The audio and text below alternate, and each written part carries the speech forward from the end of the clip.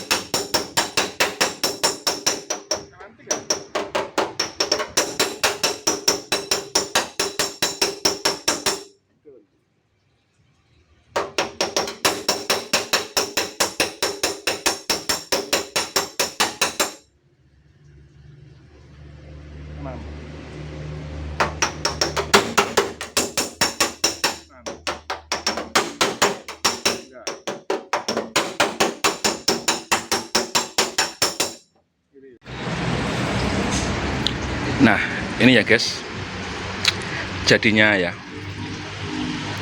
yang kembalinya yang tadinya penyok sekarang sudah kembali lurus lagi, kembali mulus lagi, dan catnya alhamdulillah tidak ada yang rusak ya, tidak ada yang hancur.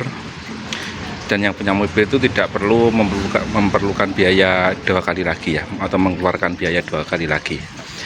Jadi ini sudah kembali normal, kembali mulus lagi, sudah siap dibawa sama yang punya gitu ya. Oke guys, terima kasih buat semuanya yang sudah menonton dari video aku. Dan bagi yang baru menemukan channel aku, jangan lupa like, comment, share, and subscribe di Rian channel ya, biar selalu mendapatkan video-video yang terbaru dari aku. Oke, terima kasih.